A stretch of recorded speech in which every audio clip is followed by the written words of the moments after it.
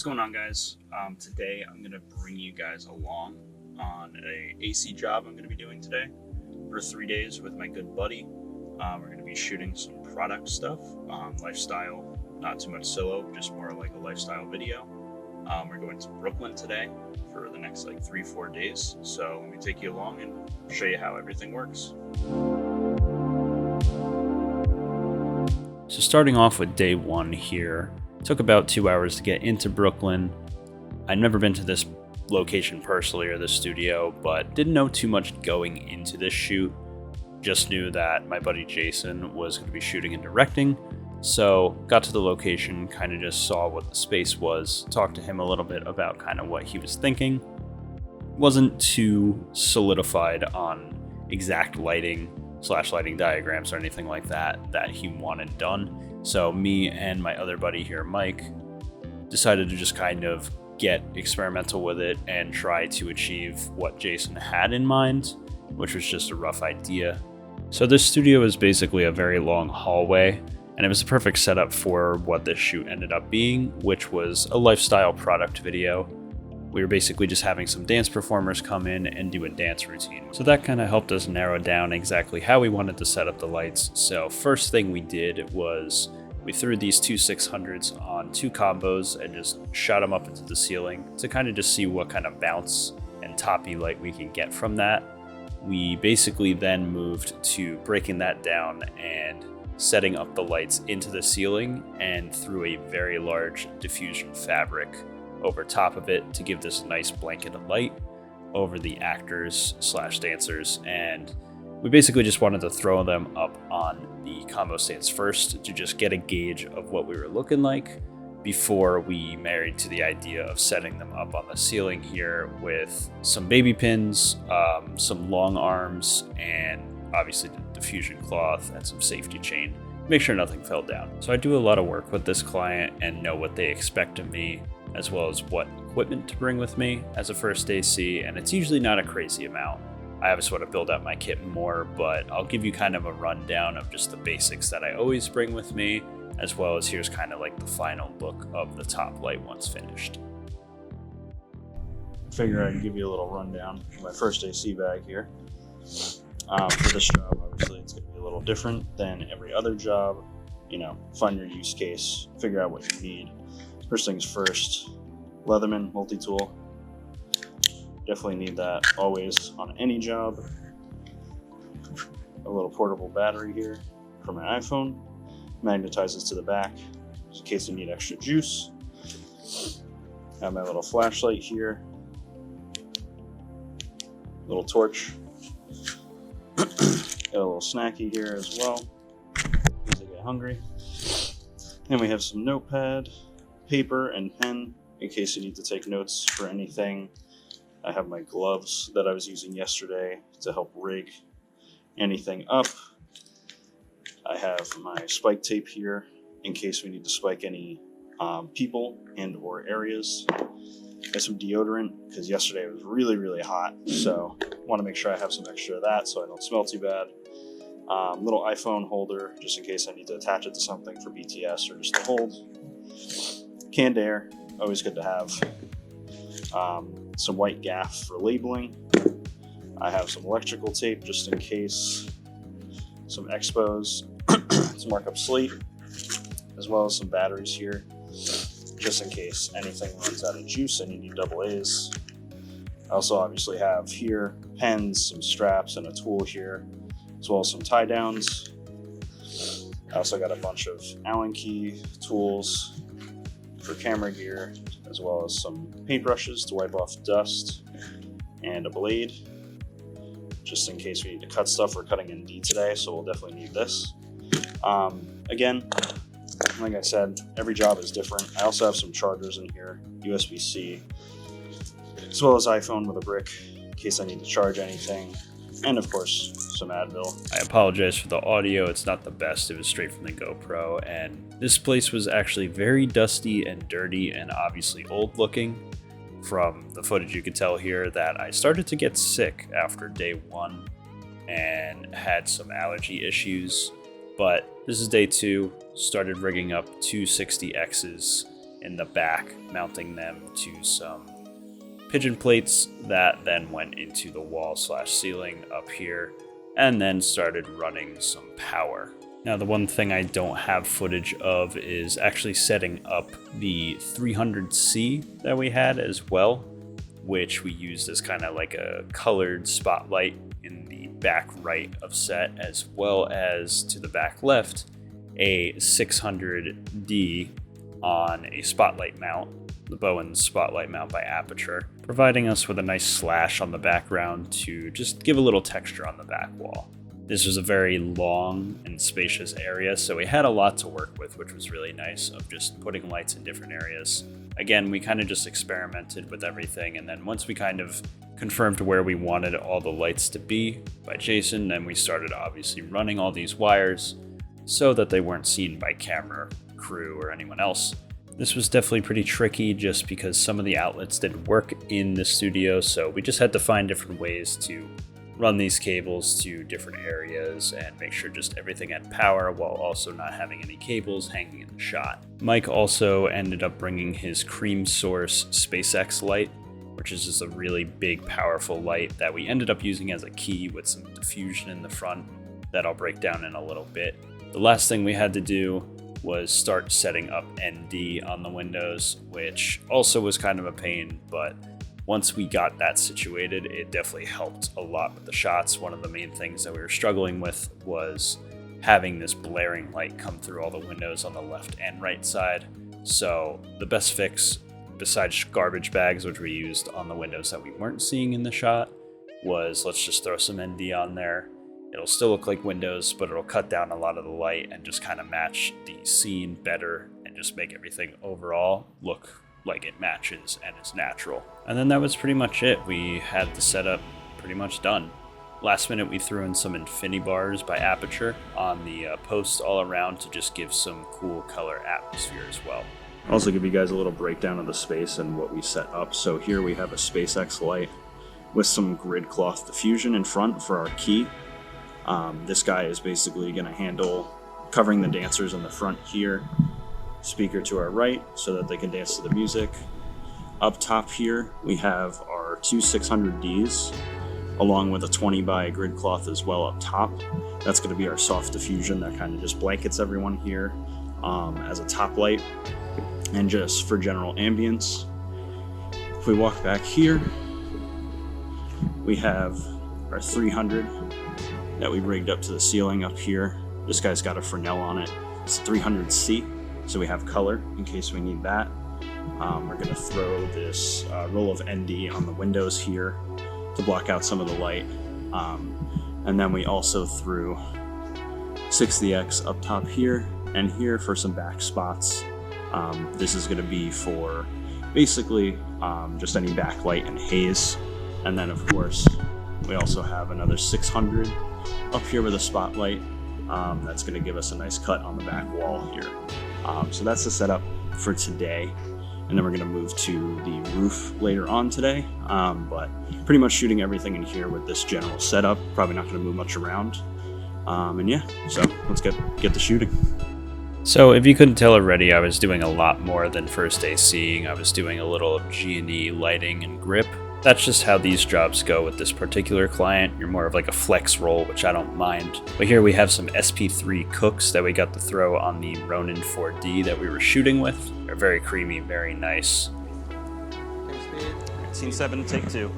And then once we started shooting, I moved back into my first AC roll of running slate and obviously running focus as well. This was a new challenge for me because we were shooting on the Ronin 4D and Jason has invested in DJI full wireless focus / monitor system here. He had LiDAR set up as well, so it was kind of an interesting and new thing to learn of letting this camera run the LiDAR autofocus while also just having hand on the focus wheel to make any minor adjustments needed. The camera really held up well with the autofocus capabilities. Definitely with a lot of faces, it kind of liked to jump around here and there, and once the haze was going, it kind of threw it off a little bit.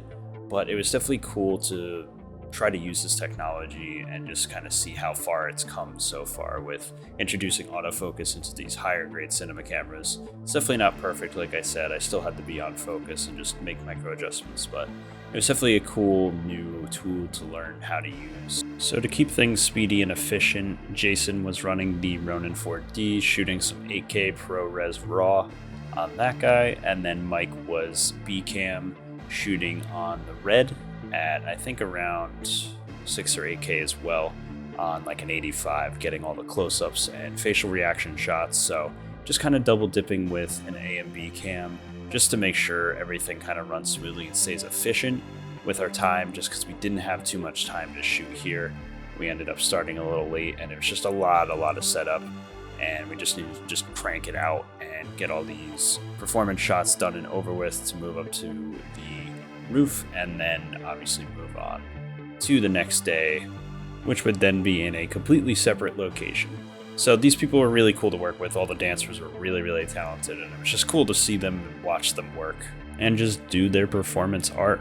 Here's just like a little review of just like a practice session. I don't have any of the finalized clips to look at, so this was just kind of what I could capture just to give you a general gist. This was just like day one practice when not everything was set up. This was just kind of testing the top-down light, but just to get a general idea of what we were working with / looking at, and just kind of testing out the autofocus / LiDAR system. Once we were done with the performances, we ran up onto the sunny rooftop that was nice and scorching hot, set up monitor on a stand to help run focus and just make sure everything was exposed properly. It was definitely very bright out and a little difficult to see, but up here was pretty cool too. We did some little boxing scenes. I was just writing down some takes on my notepad paper just to keep track. Definitely important. Another thing of this role with this client is just tracking takes and just writing notes. So Jason was basically just running around with the 4D, just getting these nice little revolving tracking shots of the boxing scenes and just showing off the talent using the bottle.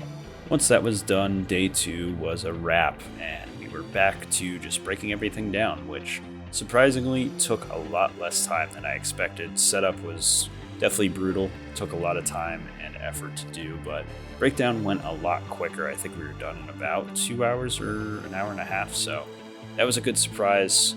Got everything packed away, loaded into the van, and ready to go for the next location on the next day, which was also in Brooklyn, not too far away. Alrighty, give it up for day 3. Call time was actually pretty late. I think it was around like 12 or 1, which was very weird because I'm just so used to having to get up so early to be there early. So it was definitely threw me off a little bit. So just unpacked everything from the van and started getting a little bit of Video Village, my focus pulling station set up, and also helped with lighting. Lighting went a lot quicker at this location as we didn't have too much time. We basically had, I think, till like 5 or 6 to be out of there, and we actually finished a little early, so that was definitely a pleasant surprise. But so they booked this small gym to have talent basically do a circuit of a couple different exercises and then take a swig from the bottle to showcase it. Very simple, did a couple run-throughs, and we kind of just had to guesstimate on what we wanted to do with lighting once again. Just kind of came into the space, checked it out, asked Jason what he wanted, and kind of just went off of that and just experimented with some different lighting locations. We used the aperture light mat here with the ballast hanging on some gym equipment to get a little top light. We threw the 600 with a light dome as our key, which worked very well. And then in the back here, we threw our 300C on a spotlight mount to give us a nice rake in the back, just to add some more detail. Did a little stand in here for Jason to frame up with some of the circuit moves that he was thinking of having talent do. So I decided to do some box jumping here to get my little exercise in here. I'm not the best at it, but you know, gotta get the exercise where I can. This was actually the first time of setting up a aperture light mat for me, or Amaran I should say, and I definitely struggled a little bit. I didn't obviously use one of these in the past, but figured it out, got it to work, and basically just threw the softbox on it, threw the grid on it, and threw it up in the ceiling. I always struggle with this in my own head because I really do love a lot of these lights I end up working with on set, and I'm like, man, I really want to get these for my kit, but I also see that price tag and I'm like, I'm not exactly sure. A lot of the solo and/or jobs that I book really just don't call for a lot of this stuff. And if they do, it's just like there's usually not a budget for it. Or if there is a budget, I would rather just hire someone else who actually has all this stuff on hand. So I'm just not in the right place in my career just yet to where I could start investing in this stuff. I just have a basic, 3-point lighting setup with some just cob lights, but I gotta say, like the Amaran light mat here, as well as some of the tubes that they make now, are just really stellar options for just putting in small or tight spaces to get the light where you need it to be. Even this 300C, just having the full spectrum color capability with 300 watts is just like so amazing and so versatile, even just for whether you want to throw a warm or cold light on the backdrop with a spotlight, or if you're shooting music videos and you just need a nice splash of whatever color of your choosing. It's just such a versatile, nice light to have. But yeah, I'm just not in the right spot yet. Hopefully soon. A lot of this stuff is just, good to haves, and this is how you get these cinematic and beautiful looking images. It's just investing in your lighting. It's not all about the camera. The lighting is what does all the work for you. But obviously it's takes up a lot of space, and where I'm at, I just don't have the space or the money for it, or the clients with the budget for it, but hopefully sometime in the future. So here's a little bit of the 4D in action. It kind of works like how a chicken head works, and we actually ended up calling it the chicken head cam. But a very cool camera to use. Definitely some interesting footage that came off of it, and in combination with these SP3s, it was kind of interesting. The Cook look was definitely there, but nowhere as near prominent as something like the S4s or any of the other Cook lenses in the cinema line. So kind of a weird hybrid, but kind of expensive for these lenses. Maybe worth renting, but definitely wouldn't invest in them at all because it's pretty pricey. But they also, again, don't give a very close effect to your usual cinema Cook glass. It's very subtle. But nonetheless, we finished off with the circuit that we lit for and planned on shooting, just showcasing talent, doing a couple different workout routines, and then going to bottle and showcasing bottle. It's pretty quick, pretty easy. Like I said, it was a very short day, finished around like probably 5:30 with cleanup and everything like that. So pretty simple and easy. And that was pretty much a wrap for the shoot. It was a good time. Always good working with Jason and Mike. I had a lot of fun, learned a couple new things, and just using this new camera and some of the lighting and audio gear that I got to use was pretty cool. Hope you guys kind of enjoyed this little breakdown. I'm not sure if it helped at all or not, but hopefully it did. I know I'm not the most detailed oriented with these videos, and this is kind of like a new thing that I want to start doing, just giving you guys a little behind the scenes, just to kind of help anyone who's looking to break into the industry or try to get into like AC, lighting, PA work. This is a good place. It gives you just a little bit of insight on how these types of levels of shoots tend to work. Obviously, every job is kind of different, and there's different levels of productions out there. And this one is kind of like, I would say medium. It's where people are still doing flex rolls. But there's obviously some budget behind this and a decent amount of gear involved. So you're still getting a very nice looking image and product at the end of it, just not a large crew involved.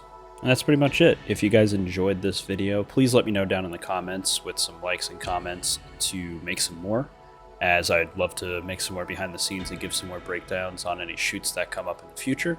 And I'll see you in the next video.